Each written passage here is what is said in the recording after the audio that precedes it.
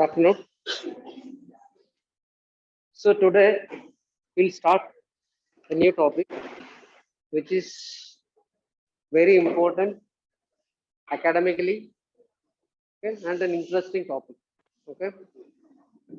So because if you have seen the previous your senior batches part 2 exam, around 15 or 16 marks questions were from this child psychology.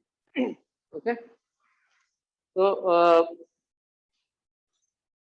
many feel that you see child psychology as what do you say, very dull or boring topic. Okay, but if you put some effort and try to understand the topic, it is a very easy and interesting topic. Okay, so as I said, many consider to think it is like Greek and Latin. What is psychology? I don't understand what they say. So let's see if I'll try to make you understand the concept of child psychology. Why do we need to learn psychology as such? So before that, we'll go to the history. So how the subject of or the speciality of psychology evolved. So and during our ancient times, children were considered as evil beings. People, all the philosophers and all, they thought that children are born as evil beings. Okay, that is before. Then by the end of 17th century, John Lake said that children are not innately bad. They are like blank tablet. So what is a blank tablet? So no, it's like when your ancient times, there were no paper. Before the invention of papers, people used to write on clay tablets, right? If you consider modern time, you can consider it as like an empty memory card or a mobile phone with a software or operating software OS. Without software, this laptop or mobile phone is useless.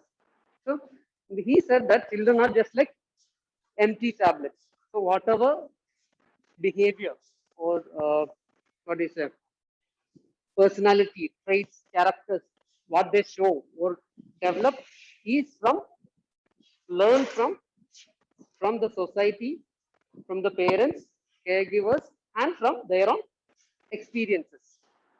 So that's what he meant. And and again, another milestone was 19th century Darwin's theory of evolution. Okay, natural evolution came, and it gave more focus on human development. And it was William Wundt in the University of Leipzig, the first psychological lab was opened. Then William James wrote a book, The Principles of Psychology, which made or evolved that subject into a separate speciality. Correct? Definition: psychology is the science dealing with human nature, function, and phenomenon of his soul in the main. So, child psychology, it is the science that deals with mental power as an interaction through the conscious and subconscious element in a child. You don't have to write down or take down anything, everything is in the textbook. So try to understand. Okay. So why do we need to learn child psychology? So this is ours is the only specialty in medicine that we learn psychology. That is even pediatricians, except psychiatry. Maybe I'm not sure that the psychiatry people also learning or discuss child psychology. Only pediatric dentistry discusses child psychology. Then another stream is your teachers. That is B.Ed, Bachelor of Education. B.Ed teachers, they need to learn all these theories. So why is it important as being pediatric dentists to know psychology? So first thing, it is different, right? When you treat a child and an adult. So to treat an adult, it is a one-on-one relation. You see the patient, You tell him, he tells you the complaint. You examine, decide the treatment plan, tell him the treatment plan. Whether he chooses to accept or not, his choice. If he's accepting the treatment, he can continue or go on with the treatment. Whereas in pediatric dentist, it is a 1:2 interaction. That is, they're examining the child, but the complaint, everything is told you by the parents or whoever is accompanying the child. So after examining, you put forward your treatment plan. You explain that to the parent, and the parent has to accept it. Then you treat the child. Okay. And again, the child is also going through a very fast, what is it, changes. That is, a 2-year-old child, a 4-year-old, and an 8-year-old would be reacting to you or the treatment situation differently in the clinic, right? So there is no one size fit for all technique. You need to deal with the 2-year-old differently, 4-year-old differently, and the 4-year-old, same 4-year-old child, a cooperative and uncooperative child, you should be able to tackle differently. Okay, the same technique won't work. Understand? Okay, so you need to understand the psychology, what stage it is. Some this based on the we have to learn. We learn a lot of child behavior or theories, how the psychology of the child develops. Okay, so and based on this, you learn a 5 or 6 different theories, and each psychologist, he interpreted his own theory in a different way. That this year-old child is like that, he'll be going through this kind of changes. So you know how a normal child for this or at this age will be like this. He is afraid of this. He's okay with that. So you have set of norms. Okay, this is what you can expect. It may not be same for all the child or different. It can be different, but you have an idea. Okay? So you deal with it accordingly. So you need to better planning and interaction, gain confidence, train the child so that he understands the importance of oral hygiene, etc. Okay. So these are the theories that you're going to learn. Again, they're in the books. Nothing to worry. Psychodynamic theories by psychosexual or psychoanalytic theory by Sigmund Freud. Psychosocial or model of personality development by Erikson. Cognitive theory by Jean Piaget. Then behavior learning theories, classical conditioning theory by Ivan Pavlov, operant conditioning theory by Skinner, social learning theory, hierarchy of needs by Maslow, and separation individuation theory by Margaret Mahler, not very important. Okay. Now, first we'll go to the psychosexual theory or psychoanalytical theory. Okay, this is one of the most important and one of the first theory on psychology. It was like a milestone theory at that time, developed by Sigmund Freud in 1905. Okay, so his theory was based on an experiment. Okay, he did his studies on mental patients. Okay, basically, a female patient with hysteria. They treated, they spoke to him through hypnosis, and after the treatment, they were able to completely cure the lady from her disease.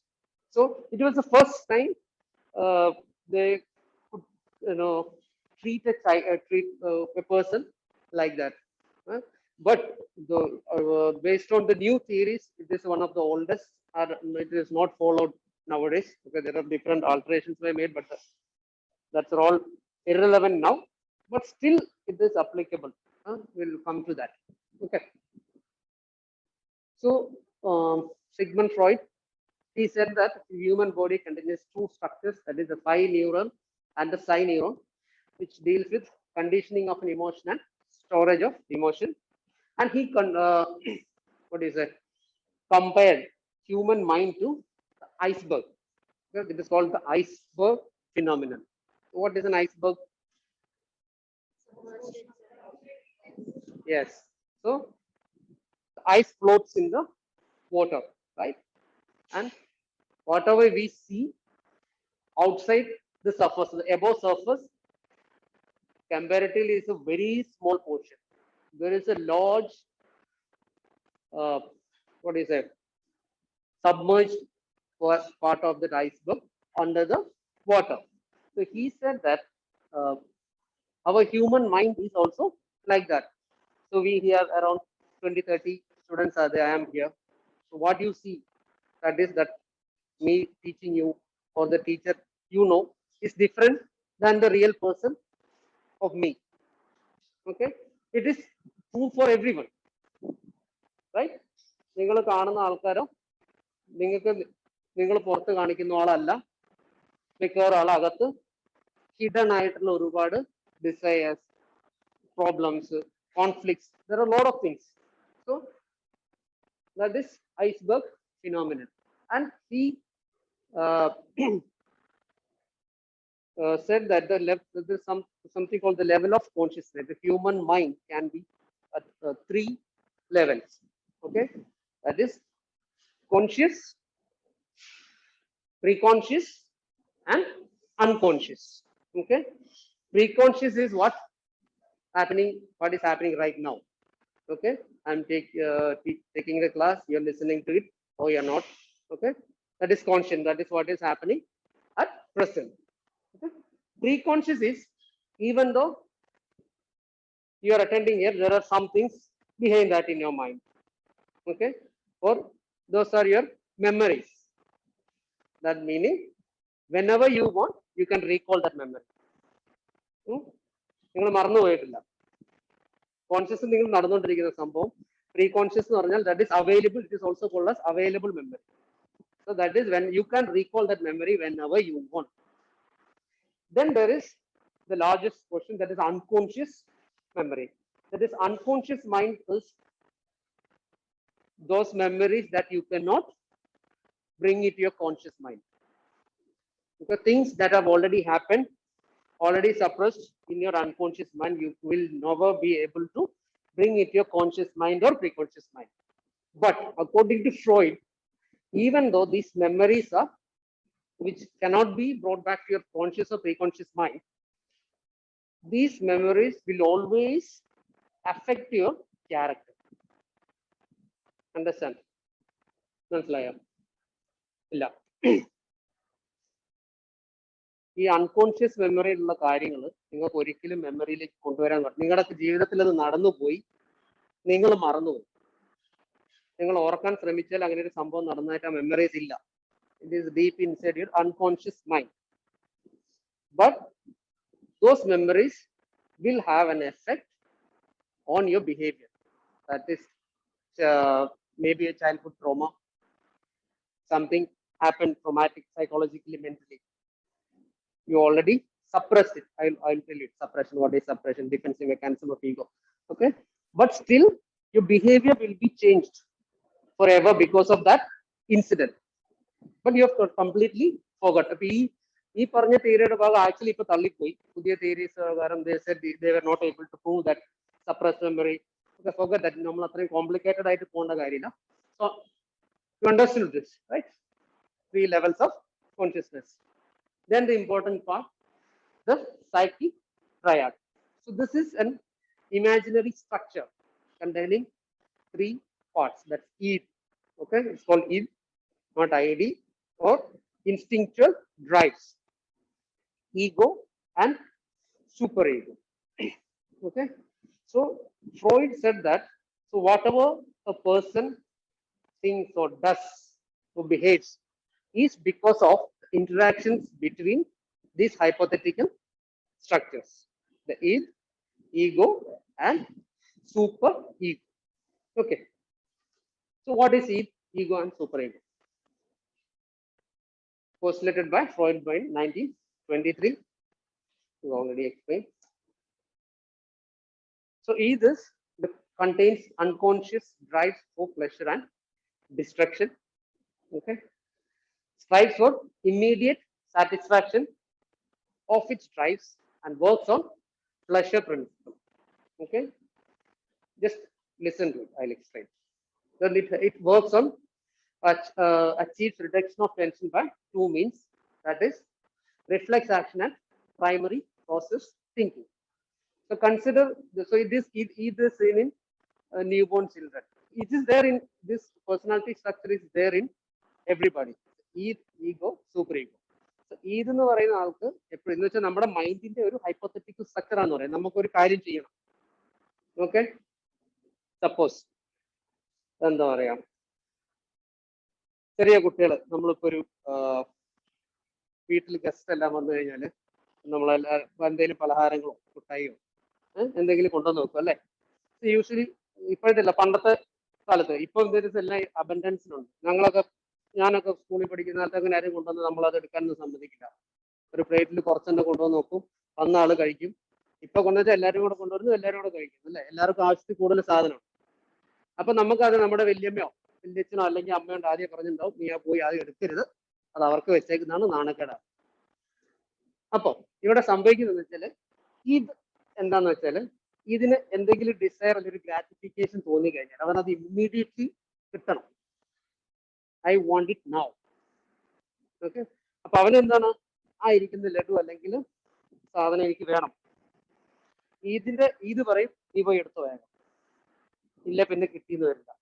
Right, that is it. അതൊരു reflex action പോലെയാണ്, immediately വേണം. Okay, ego കുറച്ചും കൂടെ realistic ആണ്. Okay, realistic ആയിട്ട് എന്താ പറയാ, ഇവന്റെ കൂടുതലും പ്ലഷർ പ്രിൻസിപ്പിൾ ആണ്, ഇമ്മീഡിയറ്റ്ലി കിട്ടണം. ഈഗോയുടെ മെയിൻ ഉദ്ദേശം എന്ന് പറയുന്നത് to satisfy each desire, but കുറച്ചും കൂടെ ടാലന്റഡ് ആയിട്ട് നാക്കില് ടാക്ടിക്കലി എങ്ങനെ അത് സോൾവ് ചെയ്യാന്നുള്ളതാണ്. ലഡു കിട്ടണം, ഇമ്മീഡിയറ്റ്ലി എടുത്ത മിക്കവാറും അടി കിട്ടും. അപ്പൊ എന്ത് ചെയ്യാം, ഈഗോ പറയും, ഈ കുറച്ചേരം അതിലിങ്ങനെ അങ്ങോട്ടും ഇങ്ങോട്ടും കറങ്ങി നടക്കും, മിക്കവാറും ഗസ്റ്റ് ഓഫർ ചെയ്യും, അങ്ങോട്ട് നോക്കുന്ന കാണുമ്പോൾ പറഞ്ഞെടുത്തോടാന്ന് പറയല്. അതാണ് ഈഗോയുടെ പ്രതി. സൂപ്പർ ഈഗോ ആണെങ്കിൽ എന്ത് ചെയ്യാം, super ego is like inner Angel. അത് തെറ്റാണ്, ചെയ്യരുത്. ഇവര് രണ്ടുപേരും കൂടെ ഇതിന്റെ ഡിസയേഴ്സ് അല്ലെങ്കിൽ അതിനെ കൺട്രോൾ ചെയ്യാനുള്ള രണ്ട് ഡിസൈഡിങ് എന്താ പറയുക, നമ്മുടെ ഒരു ഇന്നർ ക്രിറ്റിക്കാണ് സൂപ്പർ ഈഗോ എന്ന് പറയുന്നത്. നമ്മുടെ അകത്ത് അത് അങ്ങനെ ചെയ്യുന്നത് മോശമാണ്, ആൾക്കാർ തെറ്റാണ്, ആൾക്കാർ മോശം പറയും, പറയിപ്പിക്കരുത്. അതാണ് സൂപ്പർ ഈഗോയുടെ പണി. ക്ലിയർ ആയല്ലോ? So reflex action, it's a simple response reflexively to stimulus in the environment. Something like hunger, അല്ലെങ്കിൽ നിങ്ങളുടെ സക്ലിംഗ് റിഫ്ലെക്സ്. വിശക്കുന്നു, പാല് വേണം, ഇപ്പോൾ ടച്ച് ചെയ്ത് ഓട്ടോമാറ്റിക്കലി സക്ലിംഗ് സ്റ്റാർട്ട് ചെയ്യും. That is reflex action. Then there is something called primary process thinking. That is creation of a fantasy about an object or behavior to reduce tension and satisfy its drives. ഇപ്പൊ വിശക്കുന്നുണ്ട് അല്ലെങ്കിൽ anxious ആണ്. ചെറിയ കുട്ടികൾക്ക് anxiety മാറ്റുന്നത് എങ്ങനെയാണ്, ഒന്നെങ്കിൽ പാല് കുടിക്കണം അല്ലെ, വിശക്കുന്നുണ്ട് പാല് കിട്ടണം. റിഫ്ലെക്സ് ആക്ഷൻ, പാല് കിട്ടിയില്ല. Now what he is going to do, പാല് കിട്ടുമ്പോൾ anxiety കുറയുള്ളൂ. Now he is, by using primary process thinking, he is going to imagine that he is drinking milk. എന്ത് ചെയ്യും, കൈ കിട്ടുന്ന എന്തെങ്കിലും ഒന്നെങ്കിൽ ഒരു വിരല് അല്ലെങ്കിൽ ഒരു പാസിഫയർ സക്ക് ചെയ്യും. That is primary process thinking. So even though ഒരു പാല് കിട്ടിയില്ലെങ്കിലും സം ആക്ഷൻ ഈസ് ദർ, ഈ സ്ട്രെസ് ഇസ് റെഡ്യൂസ്ഡ്. ഓക്കെ,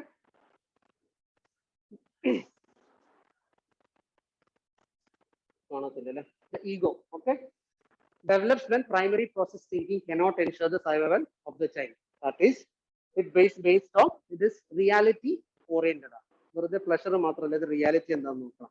എത്ര നേരം ഒരു കുട്ടിക്ക് ഒരു പാസിഫയർ അല്ലെ കൈ സക്ക് ചെയ്തുകൊണ്ട് കിടക്കാൻ പറ്റും? അതുകൊണ്ട് കാര്യമില്ല അല്ലെ, വിശപ്പ് മാറണം. So he is to do something about that. That is secondary process thinking. So it is conscious of what happens in the child's world and by processing the difference between the child and the external environment, and responsible for child's capacity of self-awareness.